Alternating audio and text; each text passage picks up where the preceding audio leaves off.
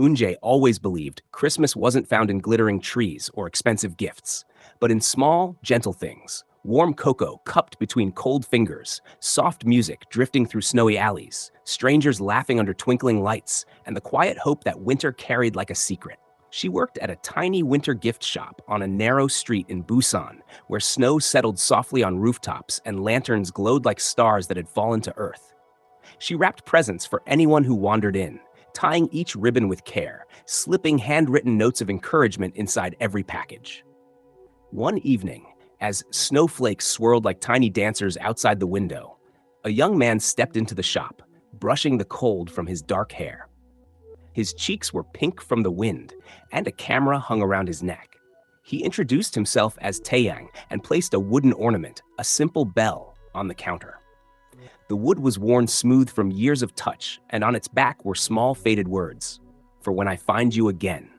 When Unjae asked about it, Taeyang only smiled softly, saying it was a promise he hoped to keep.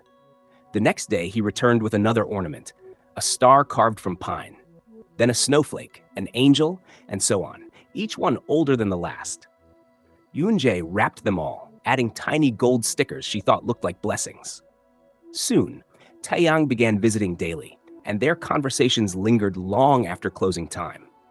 They sat on a bench outside the shop eating tangerines, watching snow pile onto the shoulders of passing strangers, laughing at children slipping and chasing each other through the street. Taeyang told her he took pictures because he was terrified of forgetting the beautiful things life offered: snow at midnight, steam rising from tea, cats curled beneath store heaters, and the way someone's smile could make your heart feel like sunrise.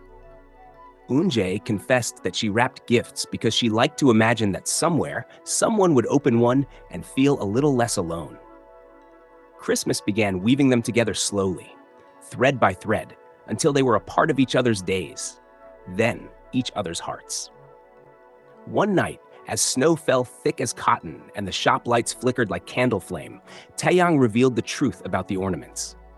He said they were made by a girl he once knew, a childhood friend with laughter like wind chimes. Her family moved away suddenly, leaving behind only the promise that no matter where life pulled them, they would meet again one Christmas. Taeyang brought the ornaments each year, hoping they would lead him to her. Hearing this, Unjae felt her heart tighten. Was she just a quiet pause in his search? Still, she stayed beside him, decorating the small tree in her shop with his ornaments, taking photos of stray cats in tiny scarves, writing silly messages on gift tags, and sharing cocoa as snow dusted the windows.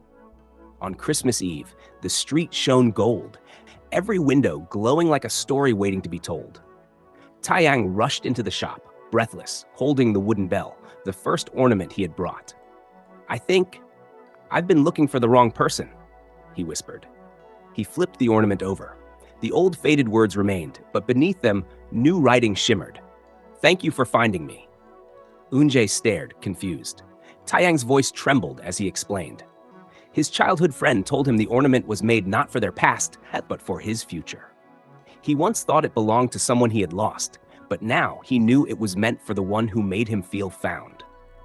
"You," he said, placing the bell gently into her hands, "are who the promise was for." Tears warmed her cheeks as she wrapped her arms around him, laughter breaking through like sunlight. Together, they hung the bell on the shop's tiny tree, ringing it softly. Outside, snow drifted like blessings, and inside their hearts, something bright and steady bloomed, proof that some promises aren't waiting to be fulfilled someday. They are guiding us quietly toward the person who feels like home.